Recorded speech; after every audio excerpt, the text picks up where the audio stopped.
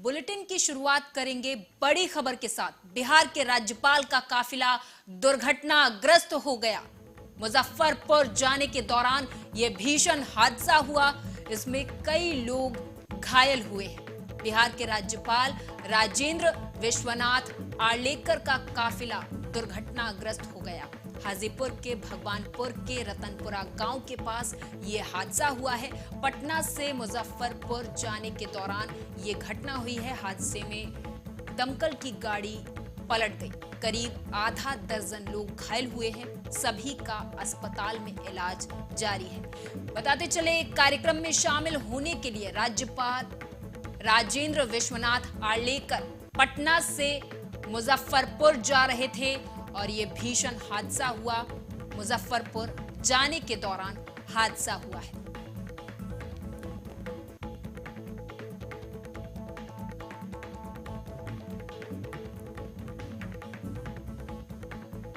खबरों की ओर रुख करेंगे। प्रयागराज में हुए अतीक और अशरफ की हत्या ने सियासत को हवा दे दी है। खासकर विपक्षियों और विरोधियों को मौका मिल गया है योगी सरकार पर कटाक्ष करने का। इसी क्रम में आरजेडी ने यूपी कानून व्यवस्था पर सवाल खड़े करते हुए एक वीडियो शेयर किया और लिखा कि यूपी का महाजंगल राज, यूपी में कोई कानून व्यवस्था नहीं, कोई संविधान और न्यायालय का डर नहीं, जिसमें माफिया अशरफ अपनी मौत को लेकर पहले ही बड़े खुलासे कर चुका है।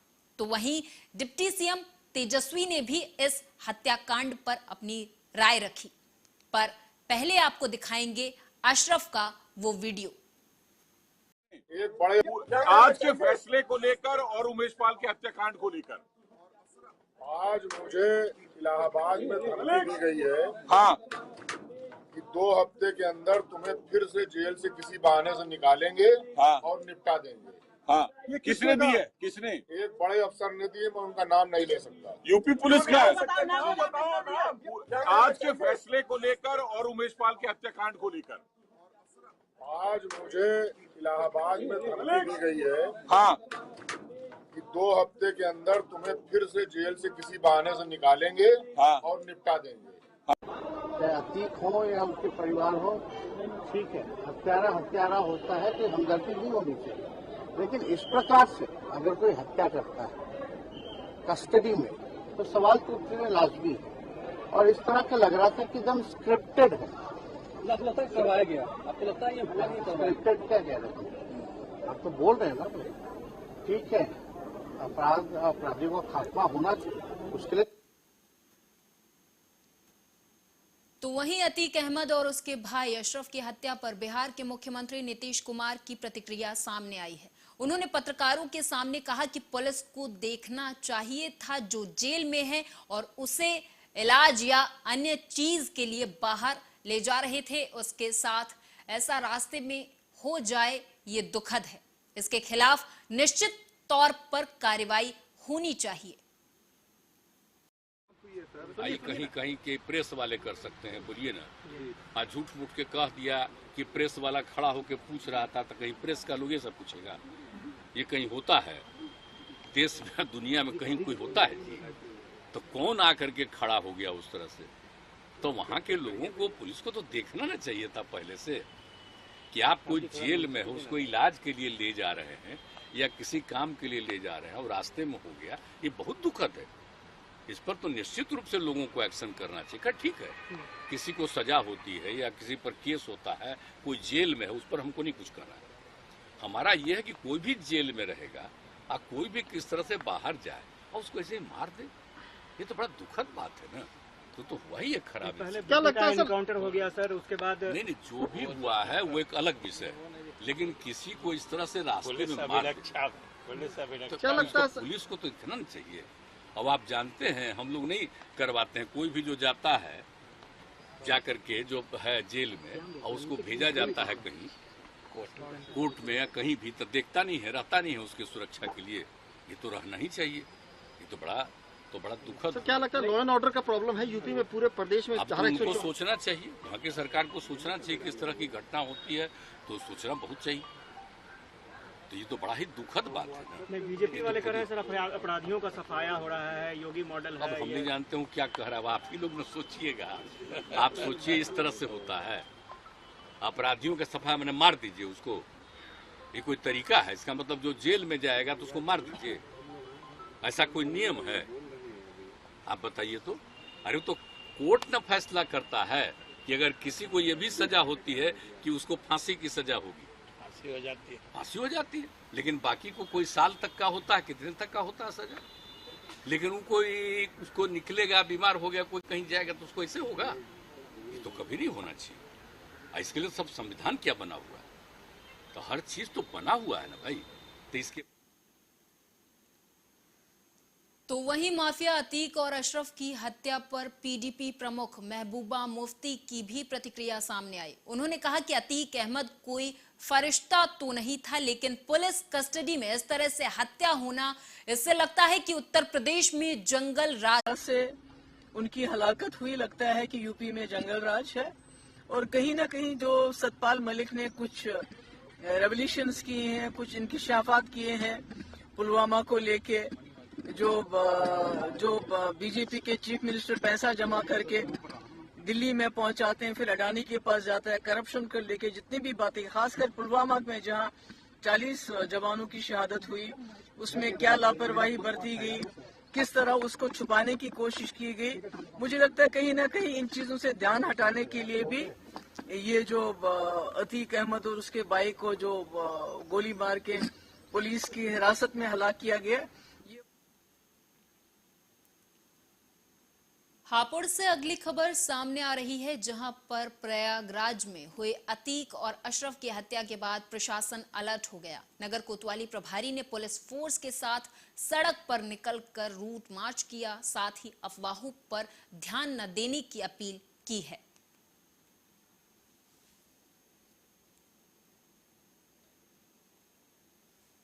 तो हापुड़ से एक खबर है, बताते चले कि अतीक और उसके भाई की हत्या के मामले में अब यूपी के हर जिले में अलर्ट घोषित कर दिया गया है।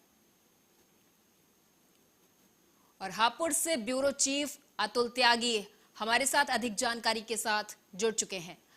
अतुल, आपसे जानना चाहेंगे कि इस वक्त क्या हालात पूरे यूपी में देखे जा रहे हैं? देखिए, पुलिस प्रशासन बहुत सक्रिय है और हापुड़ में जितने भी मुस्लिम इलाके हैं उनमें समेत काफी पुलिस फोर्स है और काफी नाकाबंदी की हुई है। अतुल, जिस तरीके से प्रयागराज में जो हत्याकांड हुआ है, जिससे कहीं ना कहीं पूरे यूपी में अलर्ट जारी किया गया है, किस तरीके की परिस्थितियां आगे और बन सकती हैं और अभी क्या परिस्थिति आप देख पा रहे हैं खासकर हापुड़ में? देखिए, पुलिस प्रशासन, पूरा प्रशासन जो है सक्रिय है और इसमें पुलिस प्रशासन जगह जगह चक्के चुप्पे पर पुलिस प्रशासन है और लोगों को भी जागरूक किया जा रहा है कि ध्यान नहीं दिया जाए।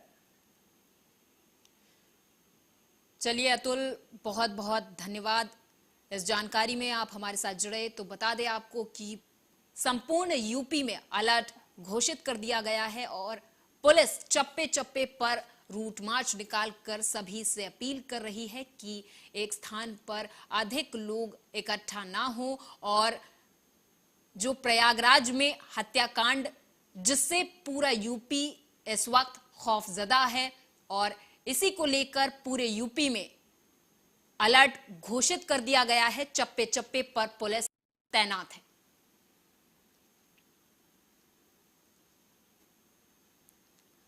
दिल्ली में शराब नीति मामले को लेकर बीजेपी के कार्यकर्ताओं ने दिल्ली के मुख्यमंत्री अरविंद केजरीवाल के खिलाफ विरोध प्रदर्शन किया। आयोजित प्रदर्शन में पार्टी के नेता और बड़ी संख्या में कार्यकर्ता शामिल हुए।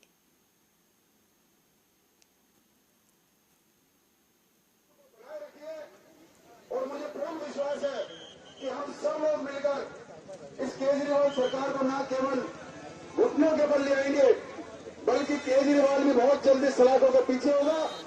और एक 4 पंक्तियों के साथ अपनी बात को समाप्त करूंगा। आपके हौसले और आपके विश्वास को बढ़ाऊंगा कि पाप में पुण्य का विश्वास बदल सकते हो। केंद्र ने सुप्रीम कोर्ट में समलैंगिक विवाह का विरोध किया है। केंद्र ने कोर्ट को दिए अपने जवाब में कहा कि अदालतें समलैंगिक विवाह के अधिकार को मान्यता देकर कानून की एक पूरी शाखा को फिर से नहीं लिख सकती हैं, क्योंकि एक नई सामाजिक संस्था का निर्माण न्यायिक निर्धारण के दायरे से बाहर है। केंद्र ने कहा कि जुडिशियल अवार्ड की मदद से समलैंगिक विवाह को मान्यता नहीं दी जा सकती है। यह संसद के क्षेत्र में अधिकार क्षेत्र में आता है, ना कि सुप्रीम कोर्ट के। केंद्र ने कहा कि कोर्ट के लिए याचिकाएं सोशल एक्सेप्टेंस के उद्देश्य से अर्बन एलीट एरियाज को दर्शाती हैं। केंद्र ने कहा कि सेम सेक्स मैरिज को मान्यता न देने का विकल्प विधायी नीति का एक पहलू है। यह स्पष्ट विधायी नीति के मद्देनजर अदालत में न्याय करने के लिए सही विवाद नहीं है। केंद्र ने कहा कि शादी केवल एक पुरुष और एक महिला के बीच हो सकती है। सुप्रीम कोर्ट ने समलैंगिक विवाह को कानूनी मान्यता देने वाली याचिकाओं पर सुनवाई के लिए 5 न्यायाधीशों की संविधान पीठ का गठन किया है। इसमें सुप्रीम कोर्ट के chief justice DY Chandrachud, justice Sanjay Kishan Kaul, S Ravindra Bhat, PS Narasimha और हिमा कोहली शामिल हैं। वहीं इस मामले पर अब अगली सुनवाई 18 अप्रैल को की जाएगी।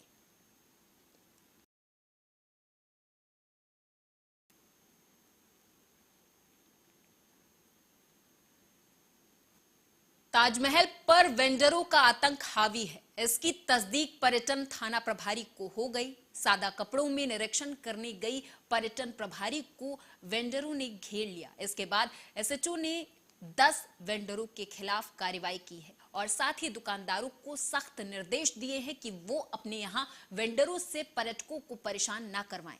रविवार को ताजमहल पर पर्यटकों की भारी भीड़ थी।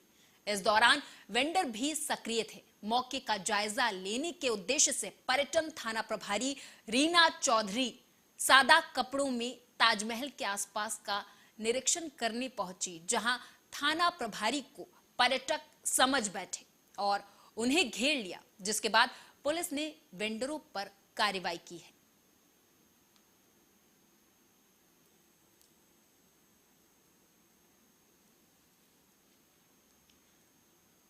मध्य प्रदेश आशा सहयोगिनी श्रमिक संघ के बैनर तले संपूर्ण मध्य प्रदेश में मशाल जलाकर आशाओं ने प्रदर्शन किया। इस दौरान आशाओं ने अपनी समस्या पर सरकार से ध्यान देने की अपील की है और उनकी मांगों को सरकार से पूरा करने की मांग की है।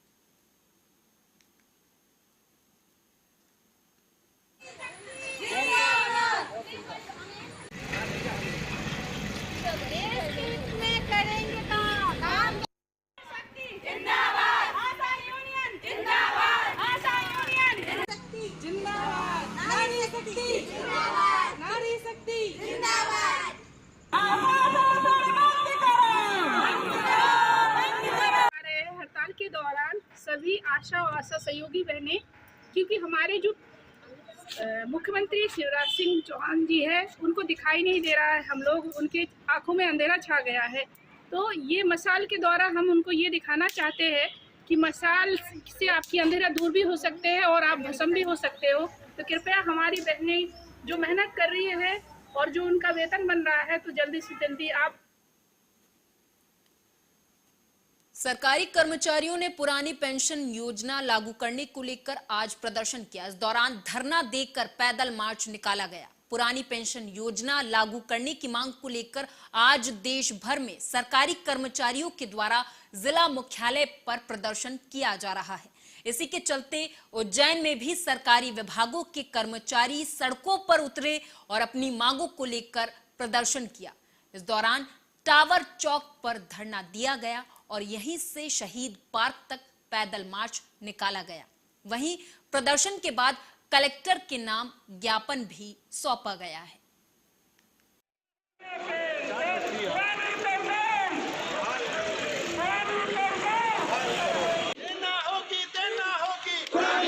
देना होगी, हम अपना अधिकार, पुरानी पेंशन मजबूरी है। पेंशन की मांग को लेकर आज देश भर में समस्त जिला मुख्यालयों पर कर्मचारी द्वारा प्रदर्शन किया जा रहा है। देश भर के कर्मचारी NMOPS संगठन के बैनर तले एकजुट हैं और हम भारत सरकार और राज्य सरकार से मांग करते हैं कि पुरानी पेंशन लागू करें। NPS के तहत हमारे साथियों को 800-1200 रुपये पेंशन मिल रही है, जो कि शोषण है। बुढ़ापे में 800-1200 रुपये से दवाई का खर्च भी नहीं निकलता है। इसलिए हम मांग करते हैं कि देश भर के समस्त कर्मचारियों को पुरानी पेंशन लागू करें। मध्य प्रदेश के संदर्भ में शिक्षकों की वरिष्ठता लागू करें और पुरानी पेंशन लागू करें। ग्रेजुएटी के समस्त लाभ हमें सीनियरिटी के साथ मिले, इसी मांग को लेकर आज हम उज्जैन में प्रदर्शन कर रहे हैं। पेंशन अगली खबर नर्मदापुरम से है, जहां एक 65 साल के बुजुर्ग को साड़ियां रोड मैदा मिल के पास साड़ियां तरफ से आ रही एक कार ने टक्कर मार दी। इस दुर्घटना में बुजुर्ग घायल हो गया है। वहीं बुजुर्ग के बेटे ने मंगलवारा थाना पुलिस से कार चालक के खिलाफ शिकायत दर्ज करवाई। फिलहाल पुलिस ने कार को कब्जे में ले लिया है और आरोपी चालक की तलाश जारी है। गत रात्रि साड़िया रोड पर एक एक्सीडेंट हुआ है। मैदा मिल के पास में एक कार के द्वारा एक 63 वर्षीय वृद्ध को टक्कर मारी गई है। एक्सीडेंट का प्रकरण दर्ज किया गया है और कार्रवाई की जाएगी। किसी का झाबुआ कोतवाली में आने वाले ग्राम नल्दी में मानवता को शर्मसार करने वाला मामला सामने आया है, जहां घर में सो रही बच्ची के साथ रिश्तेदार ने दुष्कर्म किया। इस घटना की जानकारी परिजनों को तब लगी जब बच्ची ने आप बीती परिजनों को बताई, जिसके बाद परिजनों ने बच्ची को अस्पताल में भर्ती करवाया और थाने में आरोपी के खिलाफ शिकायत दर्ज करवाई। फिलहाल पुलिस ने आरोपी को गिरफ्तार कर लिया है और विधिक कार्रवाई में जुट गई है। ये हमारे नल्दी गांव की घटना सामने आई है। उसमें हमारे द्वारा अपराध पंजीबद्ध किया गया है और अपराध पंजीबद्ध कर विवेचना की जा रही है और आरोपी को हमने राउंड अप किया है और उसके बाद विधान तो मतलब रात में उठा के मतलब टोके ने ले गया। वहाँ नाला में जाके ने लड़की की मतलब नींद खुली। उसके बाद में उन्हीं बोले कि मन कहाँ ले जाए, ऐसे बोली तो इन्हीं हुए दो के पेशाब करवा देगी, ऐसे बोले तो नहीं जाते लड़की। तो उन्होंने बाद में तुमने तो के मतलब उठा के ले गया तोक के, फिर डबल तोक के ले जाके और पटक दी। वहाँ पटक के 2-3 बार पटकी। उसका बाद में मतलब बेहोश हो गई। उसका बाद में कोई ध्यान नहीं रही थी और कुछ बलाकार हिलाकर मतलब करके और अगली खबर मध्य प्रदेश के विदिशा जिले से है, जहां से लटेरी के ब्लॉक कांग्रेस यदुवीर सिंह बघेल और समाजसेवी नीरज अग्रवाल ने कांग्रेस के कार्यकर्ताओं के साथ मीटिंग की, जिसमें जमीनी स्तर से चुनाव जीतने की रणनीति तैयार करने की बात कही। इस दौरान नीरज अग्रवाल ने कहा कि मंडलम सेक्टर प्रभारी है, जो कि कांग्रेस पार्टी के लिए मेन भूमिका में आते हैं। साथ ही कहा कि मध्य प्रदेश में कांग्रेस की सरकार बनानी है और सिरोंज विधानसभा में कांग्रेस के प्रत्याशी को जिताना है और कहा कि पार्टी किसी भी व्यक्ति को टिकट दे, हम सबको एक होकर पूर्ण बहुमत से अपना विधायक बनाना है। कांग्रेस कमेटी लटेरी के द्वारा समस्त सिरोंज विधानसभा क्षेत्र के जो लटेरी ब्लॉक के अंतर्गत पोलिंग बूथ आते हैं, उनके हमारे पोलिंग बूथ के कार्यकर्ता, मंडलम सेक्टर के हमारे अध्यक्षगण, प्रभारीगण, वरिष्ठ कांग्रेस नेताओं के साथ में आने वाले 2023 के चुनाव को मद्देनज़र रखते हुए मतदाता सूचियों से लेकर आम लोगों की परेशानियों को, सब चीज़ों को विचार करने के लिए आज की वरिष्ठ चित्रकार अप्पा साहेब धर्माधिकारी को इस वर्ष के महाराष्ट्र भूषण पुरस्कार से सम्मानित किया गया। केंद्रीय गृह मंत्री अमित शाह ने अप्पा साहेब धर्माधिकारी को महाराष्ट्र भूषण पुरस्कार प्रदान किया। इस दौरान कार्यक्रम में शामिल कई लोग लू की चपेट में आ गए, जिससे 7 से 8 लोगों की मौके पर मौत हो गई, जबकि कई लोग बीमार हो गए, जिन्हें अस्पताल में भर्ती करवा दिया गया है। आज मुंबई के खारघर में महाराष्ट्र भूषण कार्यक्रम का वितरण हमारे सबके आदरणीय, सबके चहेते अप्पा साहेब धर्माधिकारी जी को देना था। उनके ही प्यार की वजह से लाखों की संख्या में जनसमुदाय इकट्ठा हुआ था और ये कार्यक्रम सरकार का था, महाराष्ट्र सरकार का था। महाराष्ट्र सरकार ने जानते हुए और मेट्रोलॉजिकल डिपार्टमेंट की हिदायत के बावजूद कि अप्रैल में और मई में सबसे ज्यादा कड़ी धूप रहने वाली है, उसके बावजूद ये कार्यक्रम भरी दोपहर में 12-1 बजे लिया गया और नतीजतन कई लोगों की इसमें मृत्यु हो गई, लू लगकर मृत्यु हो गई, कई लोग अस्पताल में भर्ती है। ये मुंबई की बोरीवली पुलिस स्टेशन के साइबर अधिकारी ने कथित आर्मी एयरफोर्स के जवान को गिरफ्तार किया है, जो फेसबुक पर दीपक सुरवे नाम से आर्मी और एयरफोर्स की आईडी बनाकर पहले लोगों से दोस्ती बढ़ाता था, बाद में आर्मी की कैंटीन से सस्ते और अच्छे क्वालिटी के प्रोडक्ट्स दिलाने के नाम पर लाखों की ठगी करता था। साइबर पुलिस रिकॉर्ड के अनुसार आरोपी ने अब तक 56 लोगों को फेसबुक पर फेक आईडी दिखाकर उन्हें अपना शिकार बनाया है। पुलिस ने आरोपी को नवी मुंबई के बेलापुर इलाके से गिरफ्तार कर लिया है। पुलिस ने आरोपी के पास से फेक आर्मी और एयरफोर्स की पट्टा और आईडी कार्ड सहित 12 अलग-अलग कंपनियों के सिम कार्ड और 2 मोबाइल फोन जब्त किए हैं। हमारे पास 31 जनवरी को एक तकरारदार आए। उन्होंने ऐसी तकरार की कि अक्टूबर से लेके दिसंबर तक उन्हें एक व्यक्ति ने फेसबुक पर फ्रेंड रिक्वेस्ट भेजी थी। वो फ्रेंड रिक्वेस्ट इन्होंने एक्सेप्ट की। एक्सेप्ट करने के बाद सामने वाले व्यक्ति ने इन्हें कहा कि वो नेवी के अफसर है और नेवी में जो कैंटीन है, मतलब वहाँ पे ब्रांडेड सभी चीज़ें मिलती है, तो वो चीज़ें मैं आपको कम दाम में दे दूंगा करके। मतलब कोई टीवी है, फ्रिज है, उसका कीमत समझो लाख के आसपास है, तो उसको 30% 40% डिस्काउंट पे मैं आपको दे दूंगा। तो ये जो तकरारदार है ये इनके झांचे में आ गए। ये व्यक्ति ने उन्हें बोला कि आप 40,000 भरिए करके, आपको जो चीज़ चाहिए। कुछ दिन पहले पंजाब कांग्रेस के पूर्व प्रधान नवजोत सिंह सिद्धू, जो पटियाला केंद्र सुधार जेल से रोडरेज मामले में रिहा हुए हैं, उसी के साथ उन्होंने अपनी सुरक्षा को लेकर चिंता जताई थी। और अब कल शाम नवजोत सिंह सिद्धू के पटियाला वाले घर की छत पर एक अज्ञात व्यक्ति को देखा गया, जिसके बाद नवजोत सिंह सिद्धू ने पंजाब सरकार और पंजाब के डीजीपी को ट्वीट कर मामले की जानकारी दी। नवजोत सिंह सिद्धू के कुक के बयान के आधार पर पुलिस ने मामला दर्ज कर जांच शुरू कर दी है। कल शाम को इनके कुक की तरफ से एक कंप्लेंट आई थी। उसने अपना स्टेटमेंट दिया कि उसने किसी बंदे को ऊपर देखा है घूमते हुए कंबल लेकर। उसकी बिहाफ पे FIR नंबर 55 जो है हमारे थाना लाहौरी गेट में दर्ज कर दी गई है और उसकी तफ्तीश जारी है। उसी के संबंध में हम यहाँ पे आए हुए हैं। अभी तफ्तीश चल रही है जी। तो क्या कुछ सामने आया? नहीं, अभी कुछ नहीं जी, अभी तो इन्वेस्टिगेशन चल रही है जी। जो भी है कर रहे हैं, तफ्तीश कर रहे हैं। कल शाम को इनके कुक की तरफ से एक कंप्लेंट आई थी।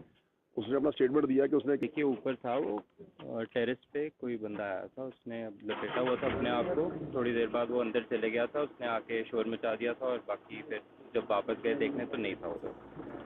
तो पुलिस वालों किस तरह की कार्रवाई की जा रही है? इतना ही पुलिस नहीं खड़ी है, उन्होंने तो कुछ लो उन्होंने जेडी। अगली खबर जनपद बुलंदशहर की शिकारपुर तहसील के आसपास की है, जहां पर निरीक्षण के दौरान जिलाधिकारी CP सिंह को पुलिस की सुरक्षा व्यवस्था चाक चौबंद मिली। सुरक्षा व्यवस्था की जिम्मेदारी CO वरुण कुमार सिंह संभाले हुए हैं। वहीं सुरक्षा का जायजा लेने के लिए शिकारपुर तहसील में पहुंचे SP देहात बजरंग बली चौरसिया ने सभी बूथों का निरीक्षण कर संबंधित अधिकारियों को दिशा निर्देश दिए। इस दौरान SP देहात ने कहा कि प्रत्याशी के साथ 2 व्यक्तियों को अंदर प्रवेश दिया जाएगा। बाहरी लोगों के प्रवेश पर पूरी तरह से रोक लगाई गई है। आप जानते हैं कि हमारे जनपद में 17 नगर निकाय हैं, 9 नगर पालिका और 8 नगर पंचायत। मैं अभी शिकारपुर तहसील में हूं, जहां शिकारपुर नगर पालिका का नगर पंचायत छतारी और नगर पंचायत पहासू का नामांकन यहां होना है। आपने देखा होगा कि पूरी तरीके से बैरिकेडिंग करा करके सुरक्षा के चाक चौबंद व्यवस्था की गई है। तहसील में शिकारपुर, छतारी और बहासूर 3 स्थानों के यहाँ से पर्चे मिल रहे हैं, जिससे नामांकन होगा। और आप सबकी जानकारी में कि आज से प्रक्रिया नामांकन की शुरू हो रही है, जिसके दृष्टिगत ये सारी व्यवस्था आप देख रहे हैं। सब वार्ड वाइज पर्चे कहाँ से मिलेंगे, फिर कहाँ जमा होंगे, तो सब चीज़ें बैरिकेडिंग करके सबको अलग अलग। अगली खबर रायबरेली से है, जहां संदिग्ध परिस्थितियों में ट्यूबवेल के टैंक में डूबकर मासूम बच्चे की दर्दनाक मौत हो गई।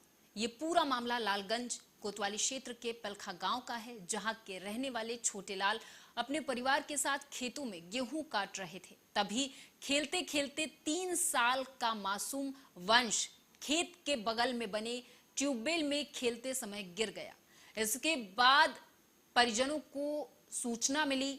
जब थोड़ी देर बाद परिजन बच्चे को खोजने लगे, लेकिन तब तक बच्चे की डूबकर मौत हो चुकी थी। गेहूं काट रहे थे, वहाँ बच्चे खेल रहे थे, उसी पास में होती थी इधर, उसी में पता नहीं कैसे पार चलता जैसे हो वैसे गिर गया। हाँ गिर गया, एक्सपायर हो गया। हॉस्पिटल ले गए थे आप? हॉस्पिटल। और इसी के साथ इस बुलेटिन में मेरे साथ बस इतना ही। आप देखते रहें आर्या न्यूज।